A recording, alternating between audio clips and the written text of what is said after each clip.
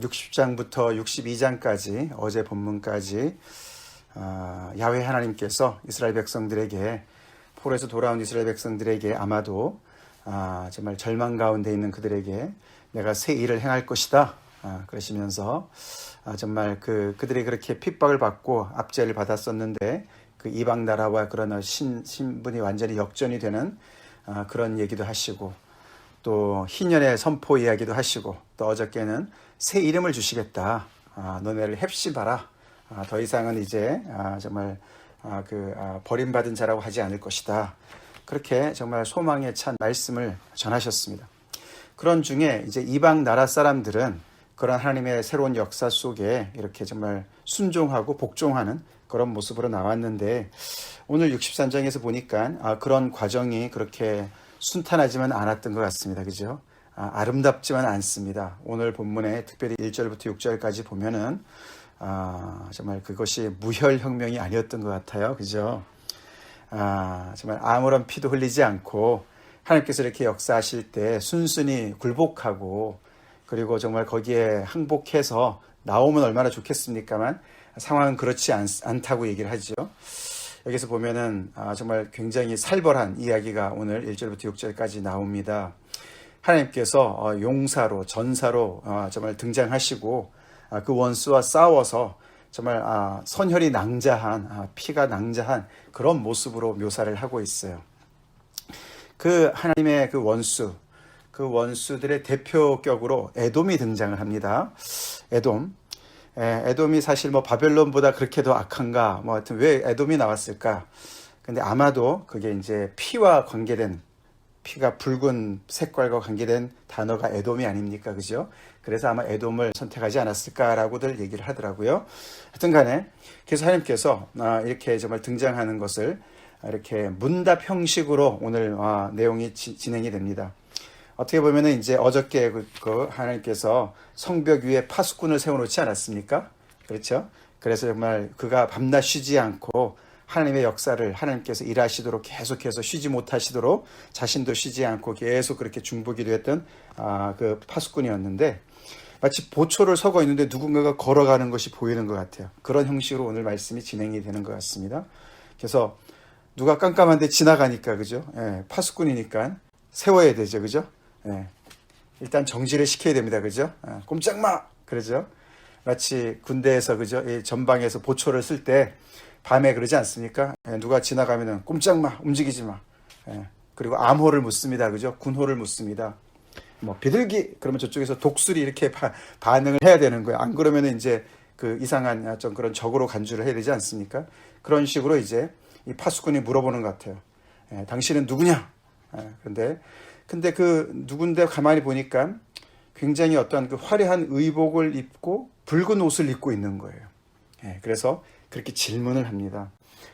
지금 걸어가고 있는 당신 누구고 왜 그런 옷을 입고 있느냐라고 묻는 거예요. 그러니까 대답이 오는데 그는 나다 이렇게 표현해요. It is I. 그는 나다. 이름을 밝히지 않습니다. 그죠? 근데 특징을 얘기하는데 공의를 말하는 이고 구원하는 능력을 가진 이다 이렇게 표현을 합니다. 간접적으로 표현을 해요. 그죠? 근데 우리가 앞에서도 봤지만 공의와 구원은 누구와 직접 관련이 있습니까? 여호와 하나님이시죠? 야훼 하나님인 거예요. 그래서 그는 나다. 그게 내가 바로 야훼다 이렇게 말씀을 하시는 거예요. 자, 그러면서 이제 왜 또 이제 질문이 나오죠. 2절에 어찌하여 내 의복이 붉으며 내 옷이 포도즙 틀 바른 자 같으냐라고 질문합니다. 왜 근데 의복이 이렇게 붉습니까? 라고 파수꾼이 질문하는 것 같아요. 그죠? 그러니까 그것은 포도즙 틀 때문에 그렇다. 즉 포도즙 틀은 심판을 얘기하는 것이죠. 하나님께서 심판을 행하신 것이죠. 왜 심판을 행하셨냐면은 노하셨기 때문에, 분하셨기 때문에. 그래서 원수 갚는 날이고 구속하는 해기 때문에, 구속할 해기 때문에 그것을 집행하느라고, 심판을 집행하느라고 내가 이렇게 사람의 피로, 원수들의 피로 내 옷이 붉어졌다. 포도즙 틀에서 일하는 사람들이 옷이 붉은 것처럼 그렇게 붉어졌다라고 말씀하시면서 또 한 가지 특징이 내가 홀로라고 얘기를 하십니다. 이 모든 일을, 이 구원을, 구속을 원수 갚는 일을 나 홀로 행했다라고 말씀을 하시면서 나를 구원하며 5절에 봅니다. 구원. 이게 이제 빅토리거든요. 승리. 그래서 내가 홀로 이 승리를 이루어냈다라고 말씀을 하십니다. 그림은 굉장히 정말 너무너무 이제 잔인하고 폭력을 넘어서서 잔인하고 굉장히 정말 살벌한 내용이지만은 결국은 이제 이 이스라엘 백성들 입장에서 볼 때는 그동안에 자기들을 얼마나 정말 많이 그렇게 학대하며 그렇게 정말 막대했습니까? 그죠? 그리고 그들에게 얼마나 많은 죽음을 가져다 주고 그렇게 괴롭혔습니까? 그렇게 정말 힘들게 당한 입장에서 보면 정의가 구현되는 것을 얘기하는 것이죠. 하나님의 뜻이 이루어진다. 하나님께서 원하시는 대로 이 정말 너무나도 하나님을 대적하는 그런 세상을 바로 질서를 잡는다. 그것이 말로만은 되지 않는 거예요. 그래서 하나님께서 하나님의 어떤 그런 능력을 베푸셔서 이 그림에서는 1절부터 6절까지는 어떤 이렇게 정말 피를 흘리는 그런 원수의 피를 흘리는 어떤 그런 보복의 날을 우리가 앞에서도 보면은 그저 은혜의 해와 하나님의 보복의 날을 얘기하지 않았습니까? 62장에 이제 61장에 그런 것처럼 하나님의 보복이 이렇게 나타나는데 그것은 그렇게 아까 말씀드린 대로 그렇게 스무드하거나 무혈혁명이거나 아름답지만은 않은 거예요. 하나님께서 늘 우리에게 자비만 베푸시고 은혜만 베푸시면 얼마나 좋겠습니까? 그런데 죄인들이 그렇지 않은 거예요. 그래서 하나님의 심판 또한 임하게 되는 것이죠. 자, 그래서 정말 무서운 그런 경고의 말씀이자 하나님의 백성의 입장에서 볼 때는 굉장한 그런 어떤 그 미래에 대한 소망이고 그것이 어떤 그 정말 의지가 되고 힘이 되겠죠. 그죠? 그것을 홀로 하셨다라고 말씀을 하십니다. 그것이 구체적으로 어떤 모양으로 나타날지는 모르는 일이에요. 그죠? 그리고 더 나아가서는 어떻게 보면은 이 이스라엘 백성들이 자기들이 당한 만큼 원수들이 그것을 그대로 되갚음을 당하기를 원하는 어떤 그런 마음도 여기 들어가 있는지도 모르겠어요. 그러나 우리가 알지만은 하나님께서 정말 이 구원을 이루실 때는 오히려 십자가에서 당신의 아들을 내놓으셨어요. 그죠? 예수님께서 우리가 계시록에도 보면 그 정말 예수님께서 이렇게 정말 전사로 옷을 입고 이렇게 정말 붉은 옷을 입고 오셨는데 그 붉은 옷이 이렇게 원수의 피가 아니라 당신의 피였어요. 그렇죠? 하나님께서 그런 엄청난 그런 어떤 반전의 역사를 이루셨습니다. 하여튼 간에 이게 1절부터 6절까지가 이 유대인들한테는, 이 이스라엘 백성들한테는 하나님께서 분명하게 이렇게 역사하셔서 이렇게 정말 어그러진 이 세상을 바로 잡으실 것이다. 하나님께서 능력으로 역사하셔서 이 모든 원수들을 능히 물리치시고 당신의 뜻을 펼치실 것이다. 그래서 우리에게 소망이 있고 그래서 우리한테 새로운 그런 미래가 열릴 것이다 라고 강하게 믿은 것입니다. 그것이 유대교의 특징이에요. 지금 현실은 너무나도 정말 이 하나님의 백성들이 핍박을 받고 박해를 받는 상황이지만 우리의 왕 되신 여호와 하나님께서 언젠가는 이렇게 역사하셔서 이 비뚤어진 역사를 바로 잡으실 것이다. 그것이 그들의 미래였습니다. 그들의 믿음이었습니다. 소망이었습니다. 그렇게 하실 것이다 라고 분명한 그런 강한 믿음을 이제 이렇게 정말 고백하고 있는 거나 마찬가지입니다. 아멘이시죠? 하나님께서 이렇게 정말 너무나 혼란스러운 세상을 바로 잡으실 날이 오지요? 네, 오지요. 옵니다. 자, 그렇게 분명하게 믿음의 고백을 했습니다. 이제 7절부터 이제 사실 오늘 본문의 7절부터 내일 본문 64장 12절까지 64장 끝절까지가 굉장히 또 다른 분위기로 좀 분위기가 바뀌어서 어떻게 보면은 시편에 나오는 비탄의 시, 탄원의 시랑 비슷합니다. 라멘트가 나와요. 너무나 이제 하나님 앞에 이렇게 정말 그 자신들의 그런 비참한 현실을 정말 이렇게 토로하면서 하나님 어디 계십니까? 하나님 왜 가만히 계십니까? 그런 이제 기도가 나옵니다. 위에 이 1절부터 6절까지 어떤 그런 강한 어떤 믿음의 고백에 이어서 나오는 걸 보면은 하나님께 분명히 그런 하나님께서 말씀하셨고 그렇게 통치하실 거라고 얘기하셨고 승리하실 거라고 얘기하셨고 원수를 갚아주시고 구속한다고 말씀해 주셨는데 그래서 그걸 믿고 강하게 믿고 있는데 그 믿는 그 세계와 지금 자기들이 처해 있는 현실이 너무 다른 거예요. 너무 다른 이 괴리감이 너무 큰 거예요. 이 격차가 너무 큰 거예요. 그것이 또한 이 유대교의 특징이에요. 이 특별히 이렇게 바벨론 포로 시절에 끌려갔을 때 한번 생각해 보세요. 그 전까지는 예루살렘 성전에서 예배를 드렸었습니다. 그죠? 근데 이제는 그들이 예루살렘 성전도 사라졌고 나라도 사라졌고 바벨론 포로로 잡혀갔어요. 근데 그들이 어떻게 거기서 70년간 믿음을 지킬 수 있었을까요? 그들은 이 토라, 율법을 붙잡았었던 거예요. 그죠? 그러면서 하나님께서 계속해서 이 말씀, 그동안의 신명기나 여러 가지 그런 율법서의 말씀을 통해서 말씀하신 것을 계속 붙잡고 하나님을 예배했어요. 그때 그런 유대교가, 주데이즘이 태동하거든요. 그래서 성전은 없지만은 그들은 계속해서 거기서부터 사실은 이제 회당이 거기서 출발하지 않았을까 그런 얘기들을 합니다. 그리고 디아스포라 많이 흩어지지 않았습니까? 그래서 성전과 멀리 떨어져 있는 사람들이 그래서 이제 회당에서 모이면서 그들이 율법을 연구하고 율법을 준수하고 아 이거밖에 없구나. 하나님을 꼭 끝까지 믿어야 되겠구나. 그런 믿음들이 생겨났습니다. 근데 그런 하나님께서 자신들의 삶을 온전히 회복하시는 것이 너무 더딘 것이죠. 그것이 현실화되지 않는 거예요. 그래서 이렇게 그들은 이 오늘 본문 7절부터 뒤에 나오는 그런 내일 64장의 내용과 같은 그런 기도를 많이 오랫동안 한 것입니다. 그래서 시편에도 그런 내용들이 많이 들어가 있습니다. 자, 근데 7절부터 9절까지가 과거를 먼저 회상합니다. 과거를. 그게 이제 이 선지자가 먼저 얘기하죠.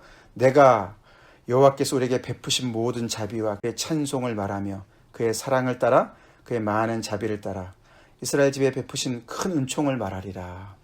이게 이제 더 괴로운 거예요. 그들의 믿음만 가지고 있었다면은 하나님께서 이렇게 하실 거다. 하나님께서 말씀만 하셨다면은 그것이 아닌가 보다 이렇게 치부하고 그냥 넘어갈 수도 있을지 모르겠는데 여호와 신앙을 버릴 수도 있을지 모르겠는데 그게 아닌 거죠. 그죠? 그들의 그 과거의 그 기억 속에 하나님께서 그 말씀대로 행하셨던 것이 있는 거예요. 하나님께서 분명히 역사하셨어요. 근데 지금 안 하고 계시는 거예요. 그게 괴로운 거예요. 그게 괴로운 거예요. 그렇죠. 그럴 때 괴로워요. 그죠? 우리도 옛날 하나님께서 우리에게 말씀하시고 역사하시고 그렇게 기도응답을 해주셨는데 지금은 왜 기도응답을 안 해주시나? 뭐가 문제인가? 그럴 때 참 더 힘들지 않습니까? 그래서 그 과거를 얘기합니다. 그렇게 하나님께서 모든 자비와 그의 사랑과 그의 큰 은총을 베푸셨던 때를 기억하면서 하나님의 찬송을 말하는 거예요. 하나님께서 옛날에 말씀하셨어요. 그들은 실로 나의 백성이요 거짓을 행하지 않은 자녀라. 예. 굉장히 끈끈한 좋은 친밀한 관계를 얘기하는 것이죠. 그죠? 나의 백성이고 거짓을 행하지 아니하는 자녀다. 그래서 하나님께서 그들의 구원자가 되시기를 기뻐하셔서 모든 환난에서 동참하셨다. 그렇게 말씀하세요. 동참하셨다. 하나님께서 동참하시면 동행하시면은 아무런 걱정 의심 없어요. 그죠? 환난이 있을지라도 하나님께서 동참하시면 문제가 없죠. 근데 현실이 아닌 것 같아요. 그래서 괴로운 거죠. 그래서 하나님께서 동참하실 때는 그들을 늘 구원하셨어요. 모든 환난에서 건져내셨어요. 그의 사랑을 나타내시고 그의 자비를 나타내시고 그들을 구원해내시고 그들에게 승리를 주셨어요. 그것이 근데 옛적 모든 날이었어요. 옛적에 그랬다는 거예요. 과거에 그랬다는 거예요. 그것이 아련한 기억 속에 있다는 거예요. 자, 그러면서 이 선지자가 10절에서 얘기를 합니다. 그들이 반역하여 주의 성령을 근심하게 하였으므로 그가 돌이켜 여호와께서 돌이켜서 그들의 대적이 되사 친히 그들을 치셨더니 얘기합니다. 자, 그렇게 계속 그 좋은 관계가 지속이 되었으면 참 좋았겠는데 그럼 그 과거가 지금도 계속 연결돼서 현실에까지 이어져서 하나님께서 지금도 우리의 현실의 환난에 동참하실 것 같은데 하실 것인데 아니라는 거죠. 왜냐하면 지금은 우리가 반역해서 여호와를 반역해서 그들이 반역해서 백성이 반역해서 주의 성령을 근심하게 했기 때문에 이제는 하나님께서 그들의 대적이 되셔서 그들을 치시기 때문에 현실에 새로운 어떤 그런 문제를 만나게 되고 그 속에서도 하나님의 그런 부재를 경험하게 된다라고 이야기를 합니다. 근데 11절부터 14절까지를 가만히 보면은 백성들이 이야기를 합니다. 백성들이 얘기하는 게 나오는데 백성들이 이야기하는 것에 3번이나 반복되는 이 표현이 뭐냐면은 이렇게 하신 이가, 하나님이 이제 어디 계십니까? 라는 질문을 하는 거예요. 하나님이 지금 어디 계십니까? 그 질문을 계속 반복해서 해요. 우리가 11절 앞에 부분만 읽어본다면은 백성이 옛적 모세의 때를 기억하여 이르되 백성과 양떼의 목자를 바다에서 올라오게 하시니가 이제 어디 계시냐. 과거에 이렇게 역사하셨던 하나님이 지금 어디 계시냐라고 백성들이 질문하는 거예요. 그것을 계속 반복하고 있습니다. 그들 가운데 성령을 두시니가 이제 어디 계시냐. 주의 성령, 여기는 성령, 그 밑에 또 한 번 나옵니다. 14절에 여호와의 영이 그들을 골짜기로 내려가는 가축같이 편히 쉬게 하셨도다. 여호와의 영이. 그 앞에 13절에 그들을 깊음으로 인도하시되 광야에 있는 말과 같이 넘어지지 않게 하시니가 이제 어디 계시냐. 그래서 오늘 이 성령이란, 주의 영이라는 이 단어는 이 백성들, 이렇게 정말 포로에, 지금 출애굽 사건을 얘기하는 거지 않습니까? 그때 그렇게 종살이 하면서 너무너무 정말 괴롭힘을 당했던 그들이 어디서 그렇게 힘이 나서 바로를 대적하고 출애굽을 하고 홍해를 정말 마른 땅처럼 건너가고 그 광야에서도 지치지 않고 계속 걸어갈 수 있었느냐. 그 능력을 주신 분이 여호와의 영이라고 얘기하는 거예요. 하나님의 능력, 하나님의 생명력을 표현하는 것입니다. 근데 그렇게 역사하셨던 하나님께서 이제 어디 계시냐, 지금 어디 계시냐 라고 질문을 하는 거예요. 그러니까 11절부터 14절을 가만히 보면은 이 백성들은 이 10절을 모르는 것 같아요. 10절은 이 선지자가 이야기하는, 그렇죠? 그들의 현 상태의 문제를 진단하는 진단인 거예요. 10절은. 근데 이 백성들은 마치 자기들이 지금 뭔가를 잘못한 것을 모르고 반역해서 지금 하나님과의 관계가 이렇게 소원하게 돼서 하나님께서 그들을 대적하시는 것을 아직도 모르고 여전히 왜 하나님은 과거의 하나님이 지금의 현재 하나님과 다르냐라고 불평하는 것으로 나타나는 거죠. 그렇습니다. 우리가 우리의 영적인 상태를 진단을 제대로 못하면 우리는 다른 데서 우리가 불평을 해요. 그죠? 다른 데 불평을 합니다. 다른 사람을 원망하거나 하나님을 원망하게 돼 있어요. 그래서 계속 왜 하나님이 이렇게 역사하셨는데, 전에 이렇게 하나님께서 하셨는데 왜 지금은 아닌가? 하나님께서 변하셨나? 하나님께서 손이 짧아지셨나? 하나님께서 능력이 없어지셨나? 하나님께서 늙으셨나? 뭐 이런 생각을 하는 거예요. 그래서 이렇게 회개의 기도를 해야 되는데 불평의 기도를 늘어놓습니다. 그래서 당연히 성령을 근심하게 했으니까, 하나님을 근심하게 했으니까, 하나님의 능력도 그들을 떠났으니까 이들이 이렇게 무기력하게 주저앉아서 이렇게 탄식만 하고 있는 상황이라고 볼 수가 있는 것이죠. 네. 그래서 하나님께서 더 이상 동참하지 않으시는 거예요. 동행하지 않으시는 거예요. 그래서 이제 어디 계시느냐라고 질문을 던지고 있습니다. 자, 이처럼 계속 이렇게 어떤 그 현실 속에서 어떤 과거의 그런 신앙의 체험과의 어떤 그런 괴리, 또는 우리가 믿음으로 말씀을 통해서 하나님께서 역사하실 것이라고 하는 그런 믿음의 고백과의 현실과의 괴리, 이런 괴리감을 우리가 늘 느끼며 살아갑니다. 그렇죠? 그렇죠. 그래서 굉장히 우리가 힘들 때가 많이 있습니다. 많이 있죠. 근데 그 괴리감이 하나님의 어떤 그런 역사 속에서 섭리 가운데 우리가 기다려야 되는, 견뎌야 되는 그런 괴리감도 있어요.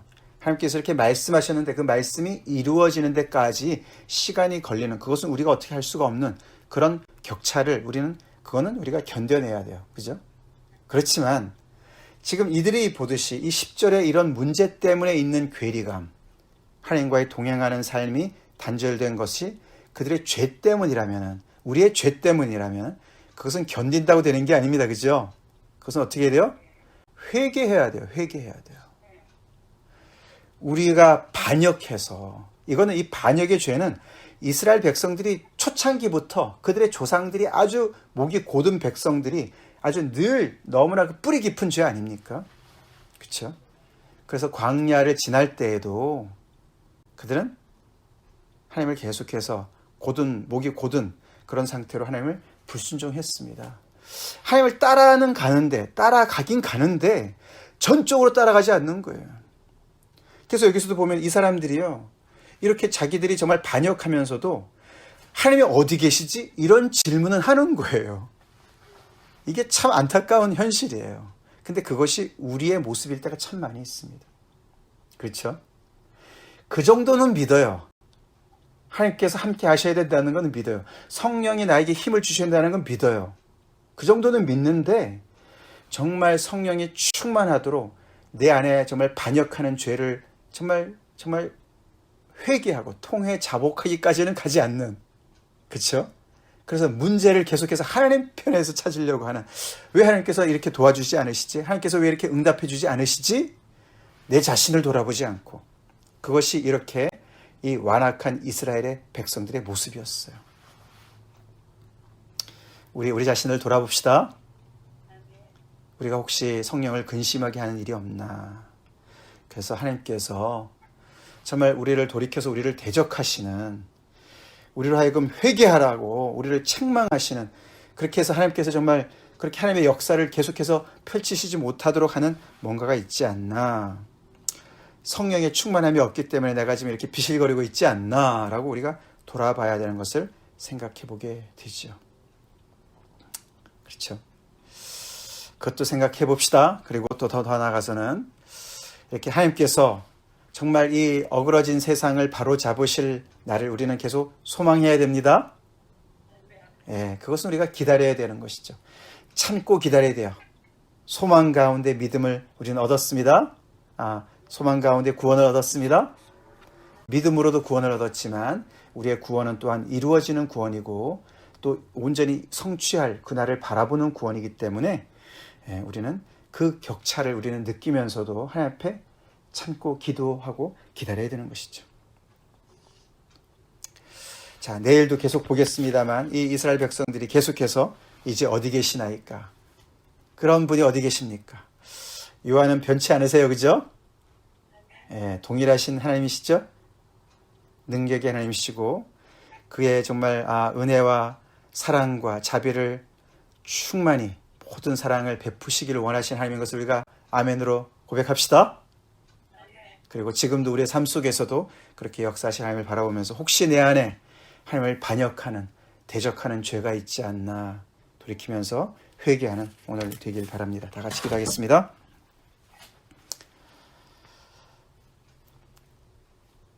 하나님 아버지 감사합니다.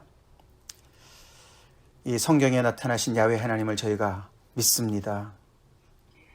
세상이 아무리 요동치고 하나님을 대적하는 아버지 모든 악한 세력들이 기승을 부리고 정말 아버지 하나님의 모든 통제력을 벗어난 것 같지만 하나님께서 이미 예수 그리스도를 통해서 십자가에서 승리하시고 모든 아버지 사단의 일을 다 멸하시고 아버지 하나님이여 정말 하나님의 통치를, 하나님의 나라를 이미 정말 이 땅에 오게 하신 것을 저희가 믿고 고백하며 찬양합니다. 저희가 예수 그리스도로 말미암아 그 하나님의 나라에 들어가서 하나님의 나라의 백성의 일원으로 살아가고 있음을 저희가 믿음으로 고백합니다. 그런 하나님의 나라가 아버지 하나님의 온전히 정말 아버지 완성되고 임할 그날을 저희가 또한 소망하면서 하나님의 영원한 승리를 바라보면서 오늘 저희가 아버지 믿음으로 소망 가운데 아버지 굳게 서 있기를 간절히 또한 기도합니다. 또 동시에 아버지 우리 개인적으로 또한 아버지 우리가 정말 아버지 우리 신앙의 정말 아버지 선배들의 그런 아버지 정말 그 과거에 역사하셨던 하나님과 같은 그런 아버지 하나님 우리가 경험하지 못할 때가 참 많이 있습니다. 아버지 영적인 소강 상태에 들어갈 때가 많이 있습니다. 그럴 때 하나님이 어디 계시냐고 그렇게 탄원하기보다도 우리 자신을 돌아보는 아버지 혹시 내 안에 반역의 죄가 있지 않나, 성령을 근심케 하는 죄가 있지 않나, 하나님만 탓하지 말게 하시고 우리 자신을 돌아보며 하나님 앞에 온전히 정말 아버지 죄를 자백하고 아버지 하나님 앞에 돌아오는 은혜가 있기를 간절히 기도합니다. 오늘 아버지 이렇게 어려움을 겪고 있는 저희들 주님, 저희가 더욱더 영적으로 정말 아버지 정결케 되는 그런 귀한 시간 되게 도와주시옵소서. 주님 앞에 더욱더 아버지 회개하고 자복하는 그런 은혜가 있게 해주시옵소서. 성령의 도움 없이는, 성령의 능력 없이는 우리가 이 땅에서 지금 이런 시절에 정말 아버지 능력을 발휘하면서 하나님의 정말 아버지 그 활기찬 그런 생명력으로 살아갈 수가 없습니다. 성령의 충만함으로 저희를 채워주시옵소서. 주님, 그래서 모든 환난 속에서 우리에게 정말 우리와 동참하여 주시고 아버지의 크신 은혜와 은총으로 하나님의 정말 아버지 자비로 아버지 하나님의 백성들을 능력껏 인도하여 주시옵소서. 새 일을 행하시고 아버지 하나님 많은 간증으로 저희들 가운데 채우시옵기를 간절히 바라고 나올 때에 예수 이름 받들어 기도 올리옵나이다. 아멘.